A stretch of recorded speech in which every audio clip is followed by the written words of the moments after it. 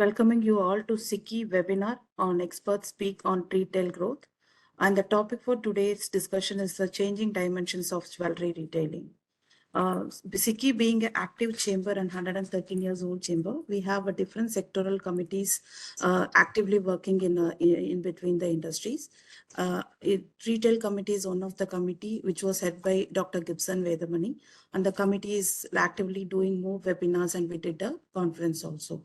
Today we have like guest who's going to give a speech on the topic I explained. Before moving on to the topic, I request Dr. Gibson Vedamani, Chair SICKI Retail Committee and founder and CEO retailvarsity.com, author Retail Beyond Details, to give a theme address, please.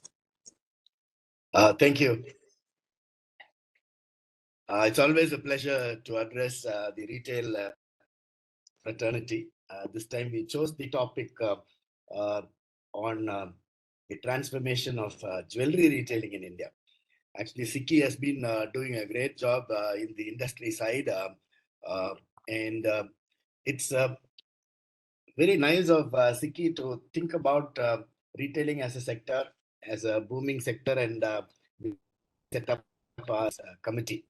And actually, we want to give an exposure of the retail industry and share knowledge with many the industry people, so that the whole retail fraternity can benefit out of the knowledge sharing process. Also, we would take concerns and concerns that faces, so that we would address everything together. If you look at the jewelry sector, it's a very unique sector, as we all know. It's not like apparel retailing, or it's not like food retailing. It's been a traditional market. I just will touch upon a few things. The nature of the business is actually been very traditional. Still, many stores are run in a traditional manner. Even though we've been growing in India, the sector has been growing rapidly. Gold sales, diamond sales have been growing rapidly. We've been growing at a rate of about 15%. This year is projected to be a 15% growth, and almost about the consumption stands at about 650 to 700 tons of gold in India, and 40% of them of the consumption, I would be surprised to know that it comes from South India. Balance, of course, 15% from the east, and 20 from west, and 25 from the north. So pricing is very traditional. Still, it is traditional, though transformation is happening. Pricing has been traditional still, even though MRP is practiced by some retailers. Still, customers ask for a split of the gold price.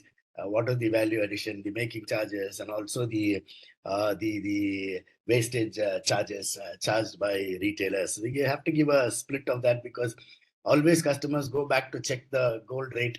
So an MRP or a gross margin, like any other retail, doesn't work in this industry, almost to the extent of 95%.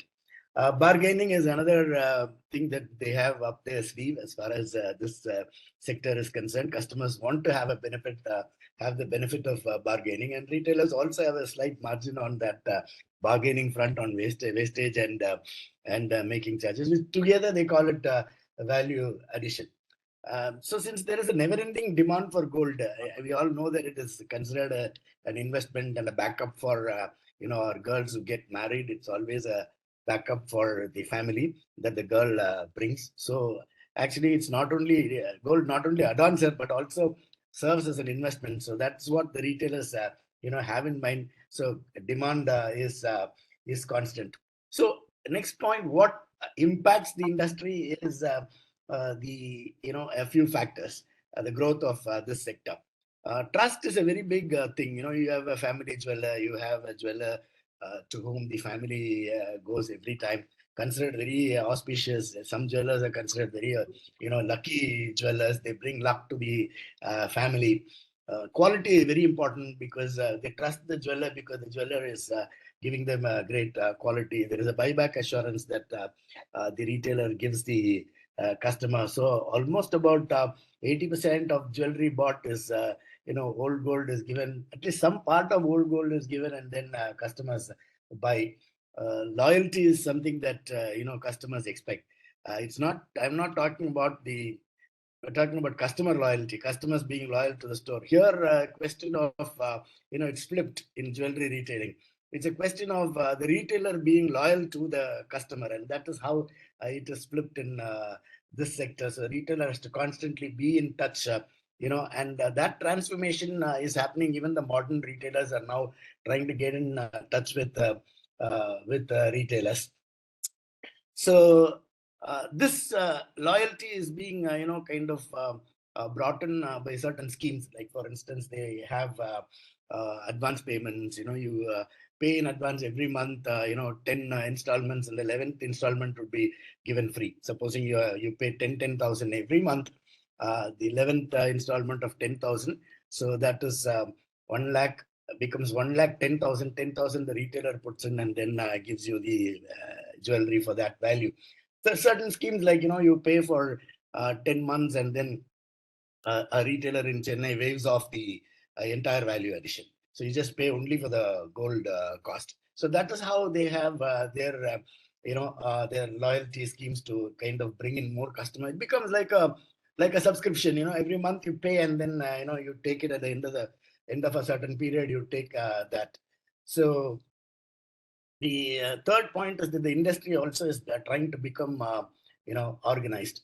For instance, now our hallmarking is mandatory. So mandatory hallmarking, even from 14 carat to 24 carat, is mandatory, and that's been effective from June 21st, 2021. So that's the step that government has taken to ensure that quality is there, which is again a big step to transformation of this sector. GST, there is a 3% GST on gold, and there is a 5% GST on making charges or value addition if it is separated from there. And this GST also brings a lot of organization in the industry. So while on the one side the government is trying to take some steps to organize this industry, we have our retailers also doing a lot of compliance, and now we know that there is a lot of discipline in keeping the books of accounts. As far as modern retailers are concerned, they've never been non-compliant to the regulations and compliances stipulated for the retail sector. So that's been a big transformation or the change that has happened. Still, there are some challenges for that retailers face in jewelry retailing. The MRP is still elusive to the industry. Only a few retailers have MRP, and it's still there is a price that is worked, and that's being a challenge. So retailers are squeezed for margins. They have to get their margins only from making charges and from wastage a little bit here and there. So they'll have to get some bits and pieces of small percentages of margin to survive. And if you do a quick juxtaposition of food retailing and jewelry retailing, with 50 crores worth of stocks, an average stock holding, a retailer like DMart can achieve a turnover of 1,200 crores a year, assuming that it does 2 stock turns a month and 24 stock turns a year. So with this, just 50 crores, it turns around that 50 crores for 24 times and clinches a turnover of 1,200 crores. Whereas a jewelry retailer needs to have at least 600 crores to achieve a turnover of 1,200 crores. Even if he's a very efficient retailer, he can do a stock turn of 2 times a year, because he has to hold that much of stock and that many designs to satisfy customers. In terms of weight, in terms of carat value, they have to carry that much stocks. So 600 crores of stocks to have a large store has to keep stocks, and that is a big challenge for them. So expansion is slow. You will not find them opening stores like 40 stores, 50 stores across the country. So going national has been a big challenge, and only a company like Tanishq has emerged as one of the national retailers. Now, coming to the future of retailing, I think future is going to be very good because consumption is growing. Consumption of gold jewelry and diamond jewelry Of course, the stone-studded jewelry is growing. So the future is definitely high because it's still considered an investment. People look at it as an investment instrument also. While a lot of changes have happened in the sense that the fashion jewelry from 14K to 18K, there has been a huge consumption. Online retailing has taken off in a big way. There is a 100% growth against last year that this year online retail has achieved. So online retailing also will become pretty big in future. IT will play a major role in making customers happy, and I'm sure that you all know that a lot of retailers have developed smart mirrors, which has got built-in cameras, touch screens, sensors that can detect the customer's action. They can actually put it on and virtually put it on and see also whether it's really fitting them or looking good at them. So mirror is a very big essential tool as far as this retailing is concerned. So they can also use IT for gathering data big time, for analyzing customer buying behavior and making very personalized service to customers. Having seen all these changes, I think since these big factors play a major role and there is a big future, I think most of the retailers will do really well. And I think with a lot of management of challenges in stock holding and with data being available to them now, I think they should be able to optimize inventory holding, optimize the merchandise mix. They can do optimal buying.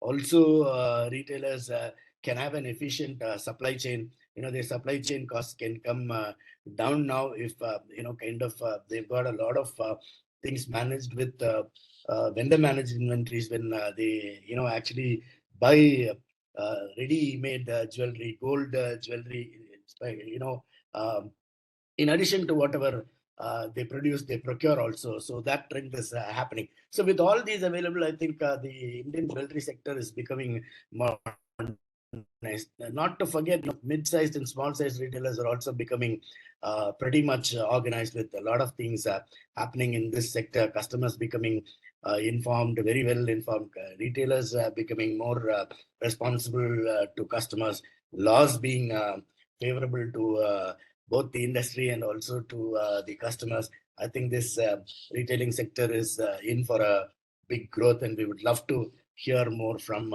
Mr. Gopkumar, who is a practicing COO of Bima Jewelry, and I should thank him for accepting our invitation to come and speak on this sector at very short notice. Thank you, Mr. Gopkumar, and over to you, Ms. Bhavani. Thank you, sir. Thanks a lot for your theme address. Now I request Mr. Gopakumar, COO, Bima Jewelries, to do his presentation. Right, good morning, everyone. Thank you, Siki Retail, for inviting me for this event and for this web seminar that we are having. Special thanks to Dr. Gibson Vedamani. He is, of course, an icon of the industry, has been an icon, continues to be an icon. It's always a pleasure to meet and also, get his insights on how he sees the industry. And I think bang on. Thanks for those wonderful, overview of retail industry and putting jewelry in perspective. Also would like to thank Ms. Bhavani for coordinating, organizing, hand-holding to make it seamless to be here for this event. Pleasure to interact and, meet this August audience. So yes, I think as always, Dr. Gibson has hit the nail on its head, and that's a fantastic overview. And some of the things that he said in terms of stock turns, that's really what the game is, And I have been in food retail in the past and also fashion retail in the past. And you would imagine that, it's so easy to kind of extend some of those practices here, but this is totally different in terms of the calculation, keeping an eye on the stock, rotating it, and of course, stocking correctly. So Most retailers would be happy with the kind of number which was, told a few minutes back. But I think at about traditional retailers and retailers who have been there for a very long time, who build loyalty over decades now, are able to achieve stock turns of 6 times, right? And you can operate at lower stock levels if you can rotate those stocks very well, right? So that's what it's. Of course, once you're new and you're new in the game, it all looks fantastic. But if you're not able to achieve stock turns and if designs are going out of trend and fashion, then you have a problem on your hand.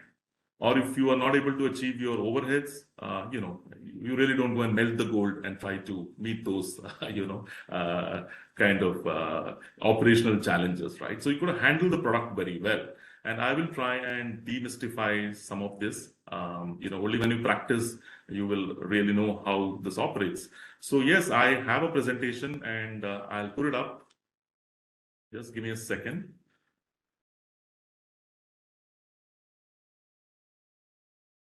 Maximize that. I hope, Ms. Bhavani, we can see it. Yes, sir. Okay, perfect. Great. So yeah, before I jump into it, if you've been watching the news over the last 6 months to 1 year, you would see a lot of large corporate houses announcing big investments in the jewelry sector. You'd also read about, and if you're in the online space and you're looking at marketplaces, you would see a lot of online action, which is there by big giants in the e-commerce space, right? Also, you would, if you're visiting malls, you would see a lot of mushrooming of these small format jewelry, stores, right? So these are things that are happening in the industry. So why is it happening? And why is the outlook so bright? If Dr. Gibson said that, there's huge investments to set up the store, and most of the investment goes into stock, obviously, and it is not cheap. It is not that exactly retailers have gold mines that they can dig out and polish and keep it there, right? So they also do prudent buying and fantastic vendor-based development to get the right product onto the shelf. Now, if you look at the entire retail pie, which is about, let's say about 900 billion USD, right? In that sector, a lot of growth has been happening over the last decade in the food area, and of course, fashion. A lot of formats have come in. Grocery has obviously the highest penetration, but jewelry and watches as a segment, if you look at it, right? This is where you get nice big top lines. And if you get it right, your turnovers can go up exponentially. Yeah. So that's where the average ticket size is pretty high for a jeweler of our category.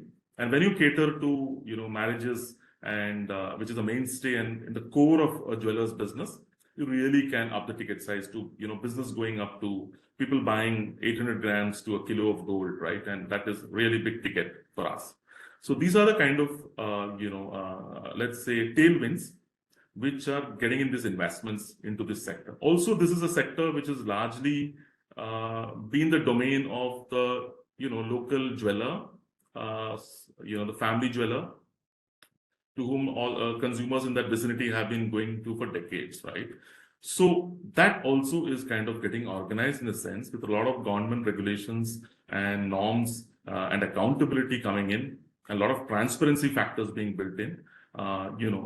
You see more modern jewelers coming into the sector, right? So really, just let me try and step back about a couple of years back, right? Or a few years back when we were hit by COVID.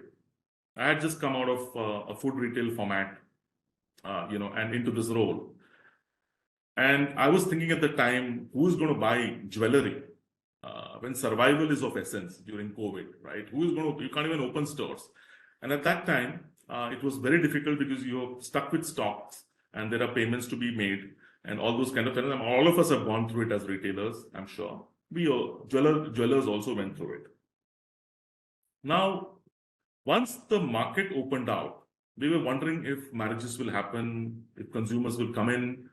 But believe me, once the government allowed jewelry stores, and they were the last to be allowed to be open. Obviously, they're not essential products at that point of time, right? So, and once they were open, we saw consumers coming in, right? We, of course, all jewelers took safety parameters and all those guidelines were met. But we saw a spurt in sale that quickly came in. And I was wondering personally, why was this happening? And really, I think visiting the floor, visiting the stores, and talking to consumers, it was very simple to understand that consumers consider jewelry to be intrinsic to the culture of India. And it is a cornerstone, in terms of people kind of celebrating, people getting into the marriage space and all of that. And jewelry is that one thing which binds all of this together. And so consumers all the pent-up business came in. Also, since consumers could not go out and have that exotic marriage or the destination wedding, they purchased more. So if the average ticket size of a marriage customer was, somewhere in the region of 200 to 250 grams or so, they were obviously buying more. Yeah. And all of this buoyed the industry, the jewelers, to then quickly look at expansion and set up stores. And there is a fight for property across all markets, and jewelers are always scouting the high streets to look at properties and create markets. And you would also see a lot of jewelers next to each other. And you would wonder, unlike other retail formats where, food format, you would like to open a food store a little far away from the other food guy because you don't want to split the basket, right? But in jewelry, there is a spillover phenomena. Consumers, while there are core consumers and loyal consumers who come and shop at a particular store, traditionally, when you are in many markets, the peripheral or the ambivalent consumer tends to browse at another 2-3 stores in the vicinity, looking for bargaining, like Dr. Gibson said. And that is where, if it's a lady and a gentleman who's come for shopping, the gentleman will be reading the newspaper or sitting in a corner having a cup of tea while the woman does the selection and, is very sharp on what she wants and how she wants to adorn and, does a video calling, checks with her daughter, and all those kinds of interesting things happen, and finally she leaves sometimes the bargaining. I mean, women are terrific in bargaining, especially in markets like Andhra and Hyderabad, where I witnessed and I've had to face some of them, and they kind of tell you what should be that value addition that you should be charging, right? And they don't hear any less, right? And they will compare and they have analysis with them. It's generally the male who is there who kind of, tries to show his negotiation skills. And yes, as jewelers, we do make some allowance for that. The gaps are now reducing. The making charges to the final build, making charges really come down a bit. So yeah, all of this happens, and and we have been witnessing double-digit growth. Many jewelers have been, listed companies have been witnessing double-digit growth over there. Definitely after COVID, the industry is on a positive momentum. It is not easy. It is definitely a difficult business. Stock management, stock rotation, correct pricing is key. And I will try and put some light to it with my presentation, which is in a more structured way. I'll help understand. So quickly moving forward, quick view on the industry in terms of where we stack up. Right, so it is estimated to be at about 78 billion USD. Remember, the retail pie is about 900 billion, which is there. Of course, it contributes to GDP of 7% and over 5 million jobs. And like I said, Indian weddings and are the mainstay in this category, and they have a large contribution. And of course, the jewelry industry's growth is only going up despite headwinds of rising prices.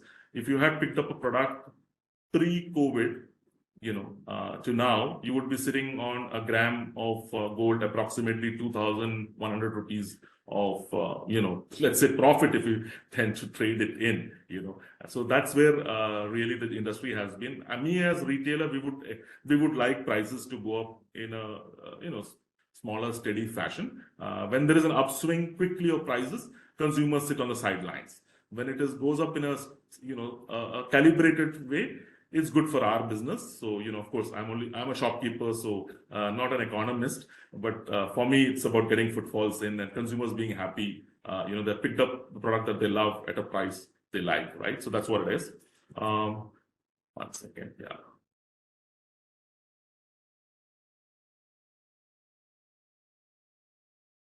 Yeah, okay. let's move now. Just a quick, consumption overview. Yeah, this was interesting when I saw this chart too. And, look at the population stack up. Of course, we've now overtaken China. This is probably a couple of years dated, and the population to gold consumption, it's China and India. That's what it is. Okay. That's where the real consumption is happening. And of course, in India, now with middle class, the growing middle class, and if you look at the numbers, and stores being put up for enabling this consumption, and more structured stores being put up, this is only growing, and the consumption in terms of India is just going to scale up. So yeah, it's about close to 800 tons. Right, so let me just move forward. Slight delay in the slides moving.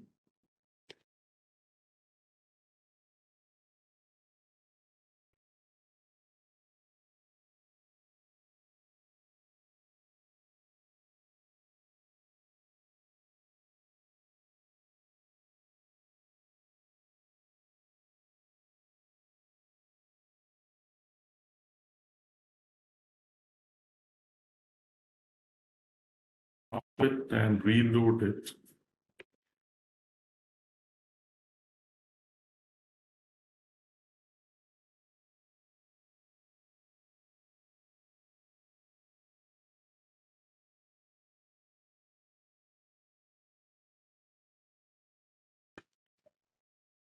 Sir, do you want me to share, sir?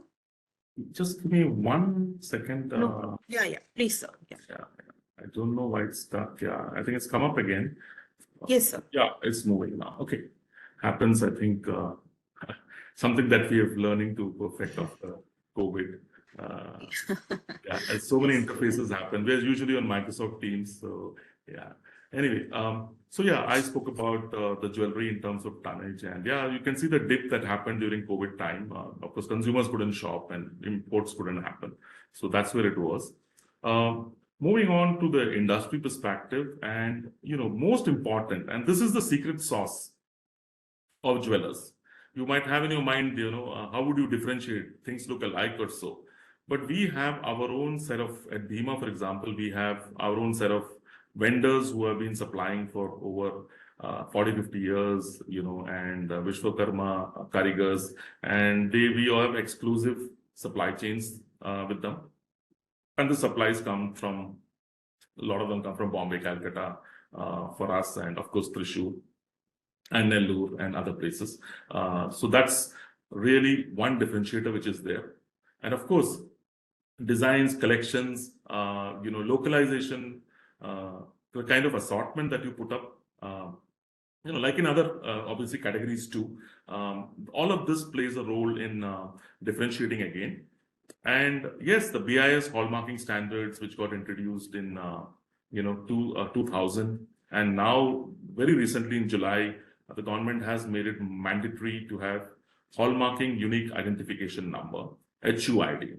So if you're buying gold, definitely look at the HUID markings. That gives you some traceability, and in terms of accountability, in terms of who's the manufacturer, who's the retailer, all those details are there. So you could ask any jeweler, definitely in the south for now. I'm sure it's spreading across India as people are redoing their jewelry and getting back. There's a process involved, there's some money involved. So all of that is quite tedious. We at Bima have done it all. We are 100% HUID compliant. Even before the government made it mandatory, all the stores at Bima were HUID compliant. And we went about and did a campaign, and I'll share some insights from the campaign as we move forward. The other part in terms of, this category, because trust is involved and bankers are involved, if you don't manage your numbers well, your stocks well, and if you had a, let's say, gold metal loan, and you're funding it, or you are doing it through the MCX in terms of hedging the risk and all those kinds of, operations which are happening, can be risk prone, and you could burn your fingers, in doing something which you're not very familiar with. So when you look at that, of course, this is a sector which is watched very closely, and banks and certain institutions and investors could be averse to invest in a jewelry retail vis-a-vis a fashion retail or a food retail or e-commerce retail. So just putting it out there.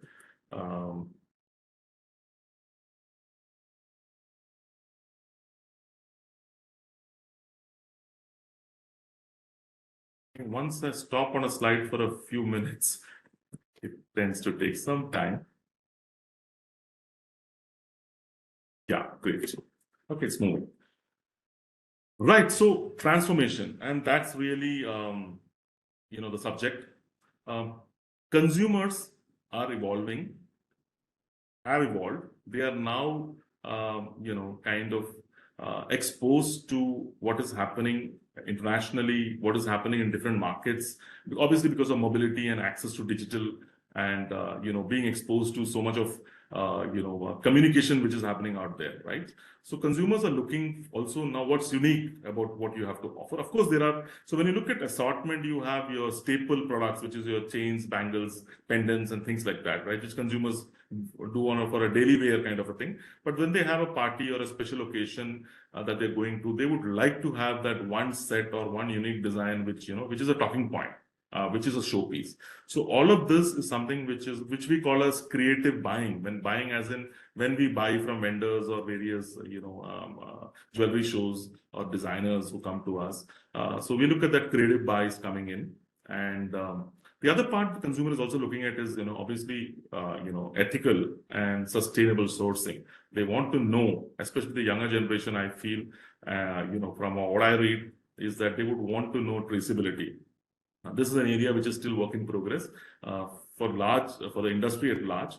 But yes, for now it's HUID and that kind of source kind of declaration which helps the consumer put the consumer in charge in terms of this particular area. Technology, we spoke about technology, and yes, technology. Many retailers, jewelers had this archaical kind of system, and I would call it opaque system, because very closed loop circuit which was there. Now with big companies like Microsoft, Oracle, and all of this coming into this space, understanding how this operates, they're giving in a lot of solutions. We of course at Bima have implemented recently a very large ERP, and moved out of proprietary systems so that we get more, data insights, and we're able to merchandise our assortment very well. However, augmented reality, 3D printing, so that you can do made to order. You don't have to stock up on inventory, and that doesn't get stuck. So there are examples of brands which are doing it, in this landscape. So all of this is also where we ourselves have implemented, augmented reality, and we are in marketplaces, and we get a lot of consumer insights from all of this. And the shifting market dynamics. There is a movement which is happening towards lightweight, low weight, and I'll talk about it in my next slide, right? So with prices being what they are, gone are the days when, many consumers would come and buy, a product of 80 grams, 100 grams, 120 grams, which was quite normal 5-6 years back. But now I think consumers look at the weight because each gram is expensive. In that sense, the price has gone up, and there's always comparisons which are there. 2 years back it was this and that. So consumers are looking at trendy lightweight designs. The younger consumers especially, the working women class is really exponentially growing. They prefer these lightweight designs. It's easy, it's safe to wear and move around, in the day-to-day life. And low weight. This is something which jewelers miss out sometimes. There are a lot of consumers who want that same traditional look, but they want lower weight, right? So if you don't repurpose your inventory and look at that, the classical design, the temple jewelry, and have those motifs the way you would, consumers appreciate what you've been doing for decades now. So have it in lower weight, more affordable range. Even antique collections, because making charges in antique tends to be sometimes upwards of 15% to 30% or so. So really, consumers would want affordable range of antique or heritage jewelry with lower weight too. So that's something which many jewelers are working on, and you can see that coming out. Studded jewelry. When I say studded, precious stones, semi-precious, and of course diamonds. And now there is this trend of colored stones, which is coming up. Blue sapphires and yellow sapphires. All of this is what we call as high jewelry. Yeah, this high jewelry is something you would have seen in the last few months. All major retailers have been introducing it and presenting it. So they typically present the traditional jewelry, the lightweight jewelry, and now the high jewelry, just to show what is the potential in that space. And diamond prices also had gone up, and there was some scarcity which was there because of which the prices went up, and now it's kind of cooled down. So all of this has happened, but consumers, especially in markets in Andhra, Hyderabad, and as you go north, they prefer a lot of studded jewelry. But when it comes to Kerala, I think there is quite a bit of ground to be made on studded jewelry.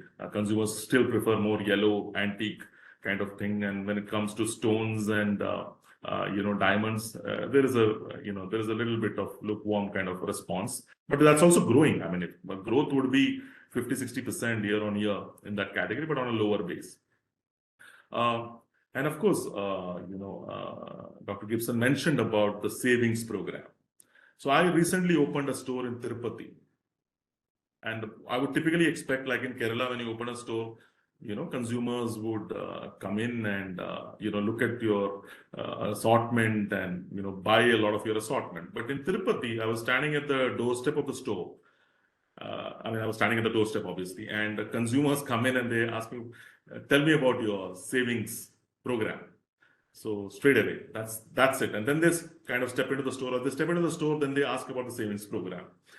They are so savings oriented, unlike Kerala or Karnataka, where we've operated into of course, Tamil Nadu also, there is a lot of buoyancy in this space, and the value addition piece is debated and discussed a lot. But here it was very clear.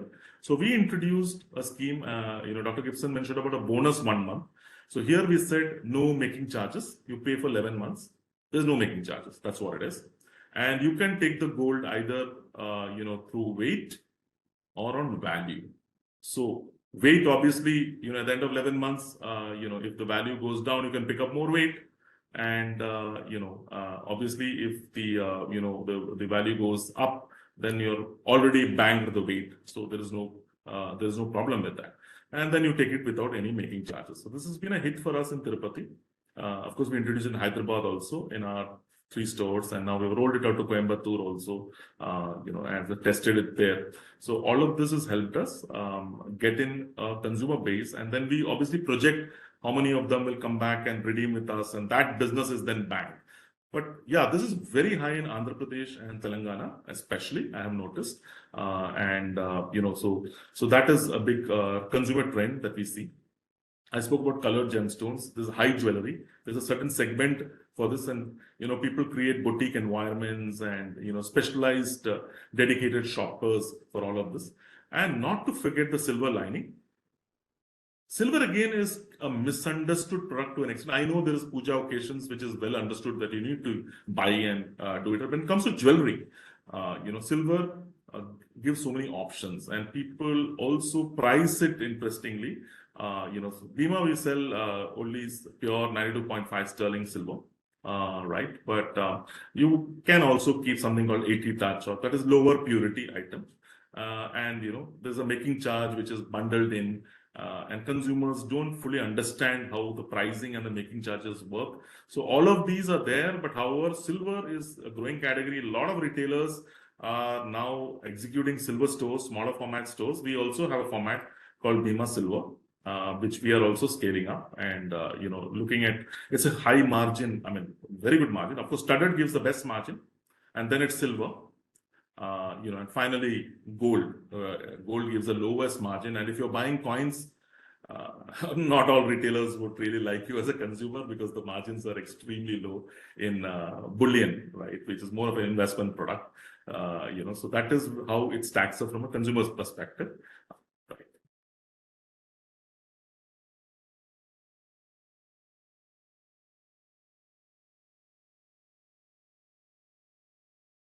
Right. So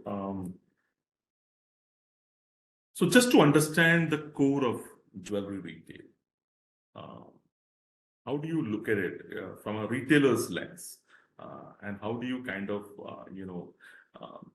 put the whole holistic perspective of how we should be operating a store? So right on top, it is design and assortment, right?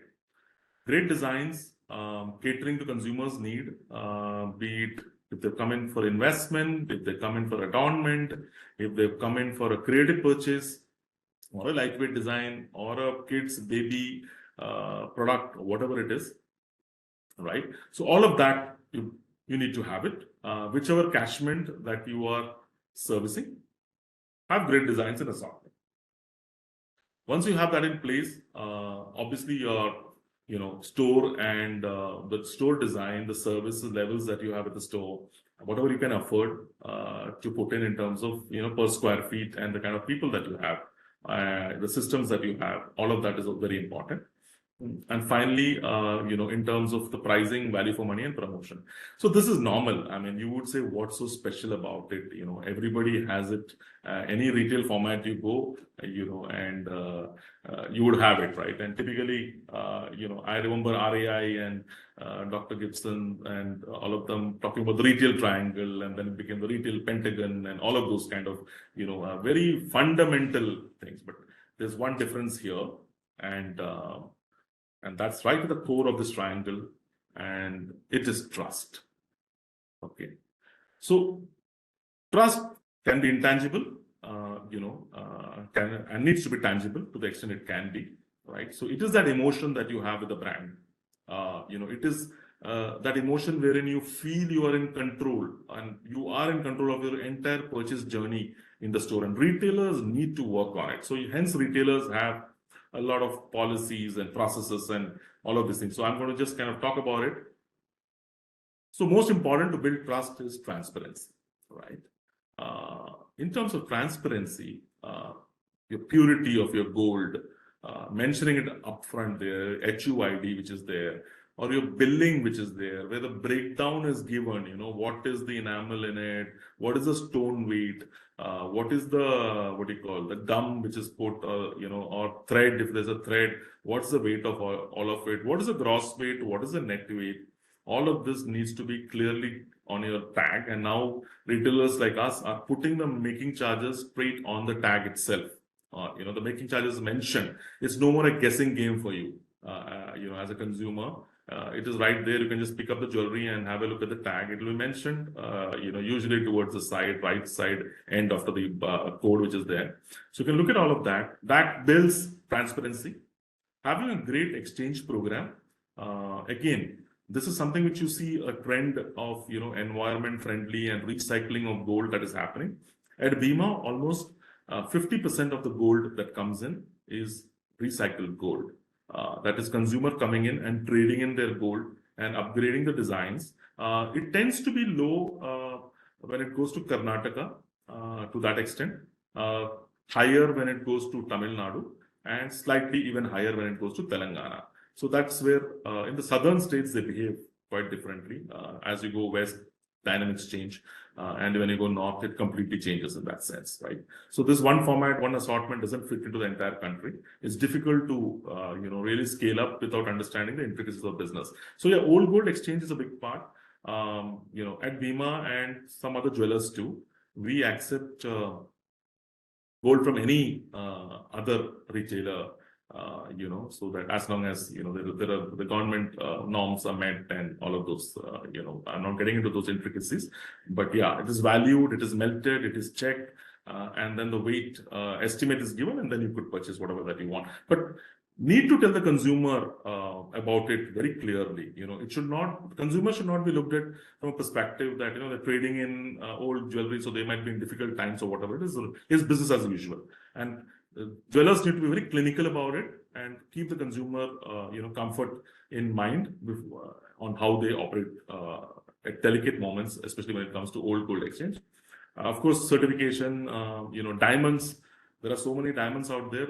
Again, certain jewelers like us, we keep only VVS quality diamond. very, very small inclusions. But you get, lower quality and lower color and lower grade. Diamonds is a totally different subject altogether.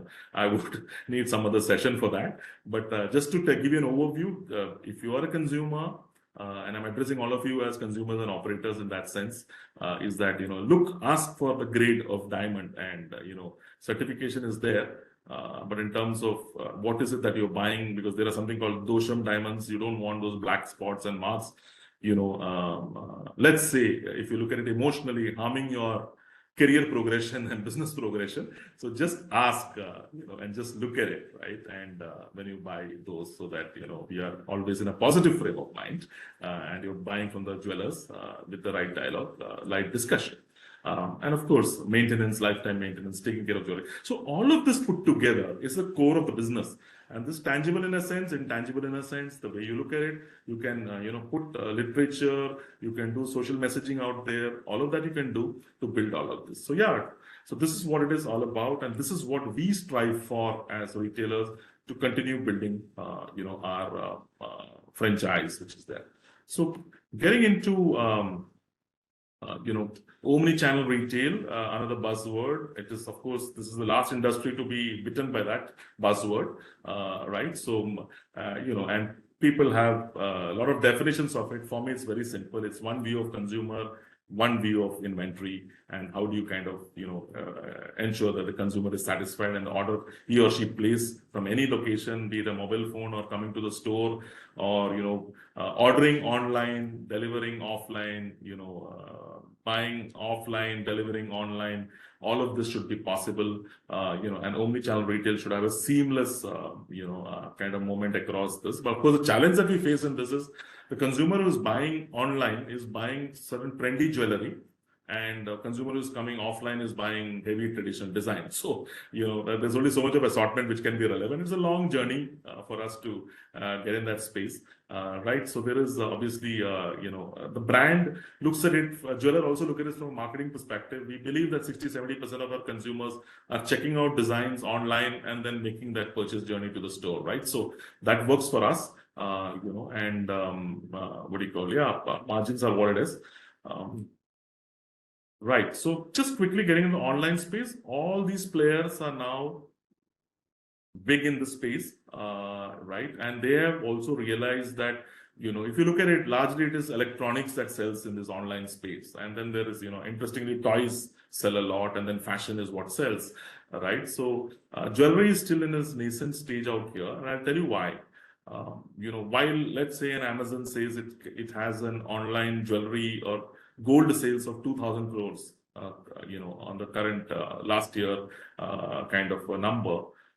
Most of it is bullion that sells. Bullion as in gold coins, right? So 85-90% of it is really coins, and it is not jewelry that sells. We are jewelers, right? We are not an investment bank, or we are not a bank in that sense, right? We would love to sell jewelry, which you're passionate about, and, makes your better half look great, and things go well, if it has to, in that sense, right? So if it's going to be coins, I think one reason for that is consumers also experimenting, because this product is such, they're probably experimenting with the brand and with the marketplace, and trying out this, and slowly it is moving into what we call as the ENRP, that is earring, nose pins, rings, and pendants.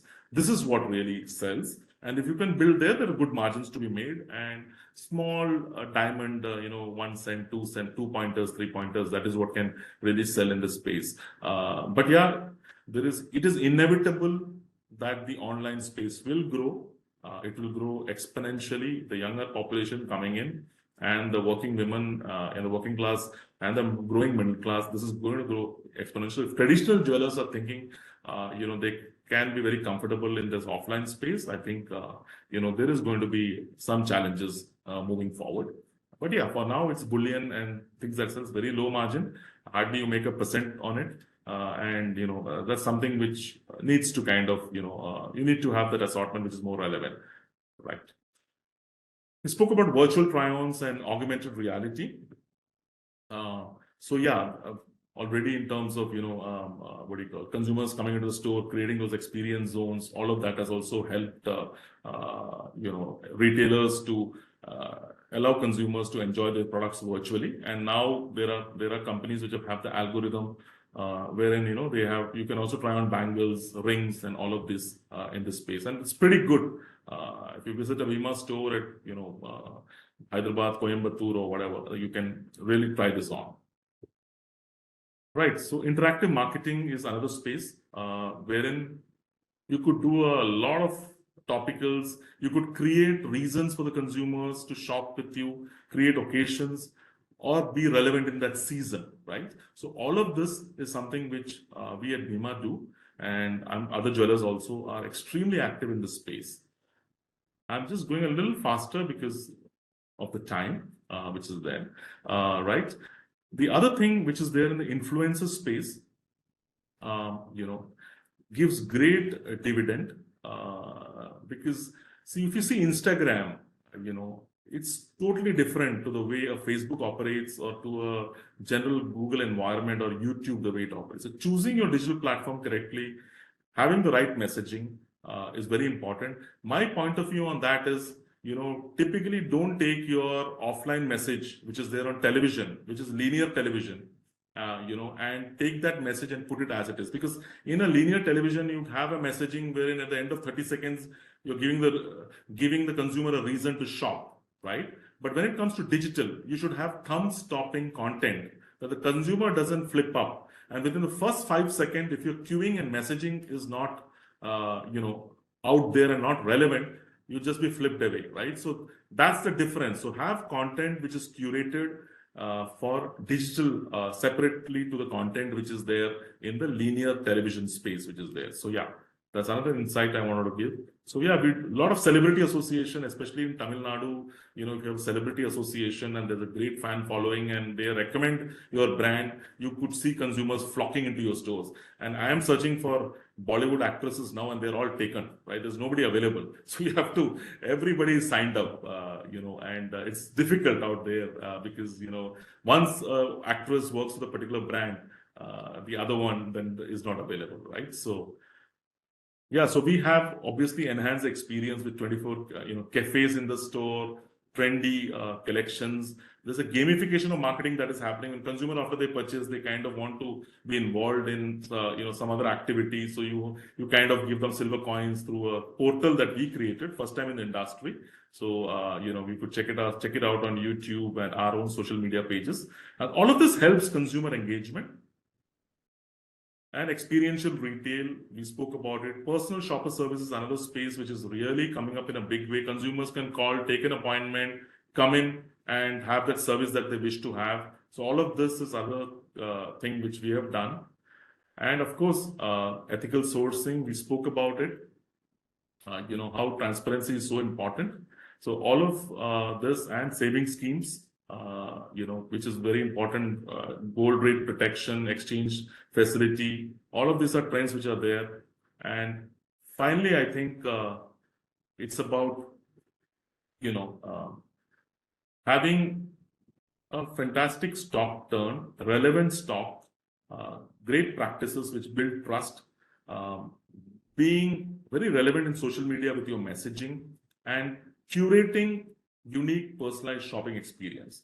So this is really what, what are the trends that are happening in the industry, something that Bima is doing. Bima, as you would know, is a 98-year-old organization formed in 1925 by the great Bima Bhatta. And we are currently in all the southern states, and also we have presence in UAE. So all of this put together with modernization, technology, and e-commerce, we are in that right cusp of being a beautiful traditional retailer with a modern outlook. So yeah, that is really, my perspective on jewelry retailing and presenting some insights to you. And I hope it would be useful for all of you. Thank you for the opportunity. Happy to have any questions or whichever way this needs to go ahead. Thank you, sir. Wonderful presentation. Hope the participants had a good view of the presentation. Gibson sir, shall we take off questions, or we need to, I can request them to just send me the questions because we are running out of time already. You We said can you have take a few other questions. meeting. Maybe about another 10 Okay. minutes, we can take a few questions. Okay. Dear participants, requesting you to post your questions in the chat box, if any, please.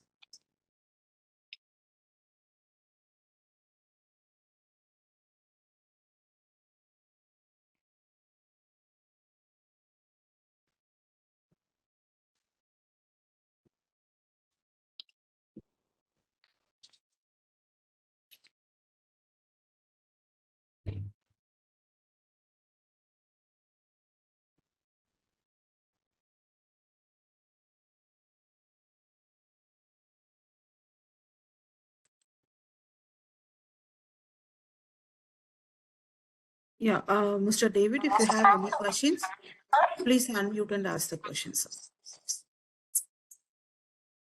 So you need to unmute yourself, sir.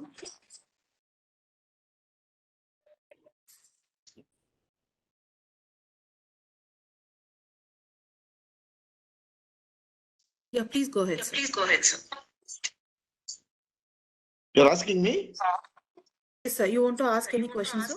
No, I just joined, so I have, so the I don't know session what was is- really going on a little earlier. So Okay. forgive me. Yeah. Sorry. Okay, sir. The session.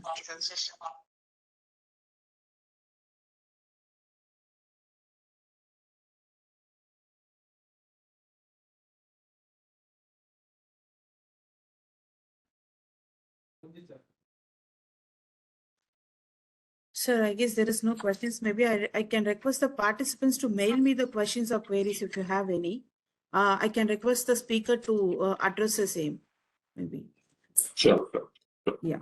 Because it's a unique industry and people, kind of would have new perspectives and the way Mr. Gopakumar has explained these things. Maybe they'll have to take some time to think about and raise questions. Right? So it's been so detailed as well. I take this platform to invite Mr. Gopakumar. We are planning to have a on-site session in Chennai, sir. We are planning to have it in the month of August or in the month of September. So it would be great if you could join as a speaker during that session. Maybe I can have a discussion with our committee chair, Dr. Gibson Vedamani, and we can send an invite. So it would be great if you could come and do a presentation during our honest. I request Dr. Gibson Vedamani, our committee chair, to conclude the session, please. Thank you so much. It was such an interesting session that I think the session would have been very useful to everyone. And practically, I had a lot of learning from this.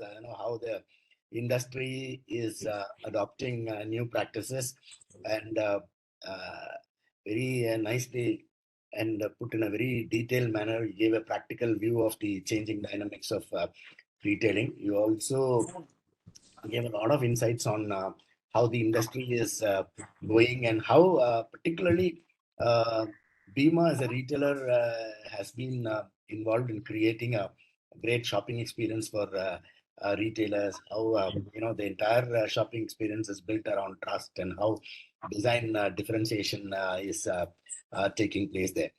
And you also touched upon quite a lot on the social media marketing and how different it should be from the actual mainline media. So that is kind of an interesting aspect that you gave, which is also applicable for all sectors of retailing. Actually, I mean, they should have different media content for social media marketing. Also, you talked about celebrity advertising, which of course our food retailers can't afford, but jewelry retailers can afford because every jewelry retailer got a big celebrity endorsing products and services. So that's been a big insight. Personal shopper, all these days we've been having personal shoppers in only luxury stores abroad. And currently we've been seeing personal shoppers in the jewelry sector, which is a new concept that has, kind of been introduced. And also we've seen personal shoppers not intruding into the privacy of customers, but still helping, customers choose designs. And that's really an interesting concept. I also know that, kind of traceability and has been a very big thing that's happening in the sector, especially with reference to stones. They're, kind of doing quite a lot of work on the traceability because all ethical practices are practiced in the sector. So it's been a very interesting insight that you have given. I think if jewelry retailers have participated and if consumers have participated, for both of them, the entire session was kind of an interesting session. I think they must have taken a lot of good points home. So as Mrs. Bhavani said that, we're going to be having a face-to-face kind of a conference soon, most probably end of August or September. We've not finalized the date yet. We'll finalize the date and let you know, so that you can come and interact with all the retailers, and jewelry retail will be one big section there. So thank you so much for sparing your time, Mr. Gopinath, sparing your precious time. I know that you've been very busy, and so you could give time for us and could share your insight. And thank you, Ms. Bhavani, for coordinating this excellently well. I think we've always been doing that in all the sectors that I've been seeing, and this time coordination has been so fantastic, and every arrangement was very nice.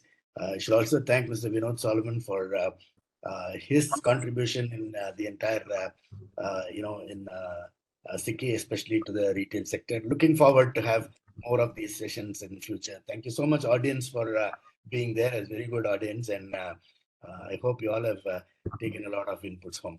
Thank you so much. Thank you, sir. Thanks a lot, sir. Bye-bye. See you in the next, in some other session soon. Yeah. Thank you, sir. Thank you all. Thank you for the invite, and definitely happy to continue my association in whichever way I can contribute. Thank you, Dr. Gibson, as always, and Ms. Bhavani for your hand holding and getting me here. Thank you. Thank you, sir. Thanks a lot, sir. Thanks for your.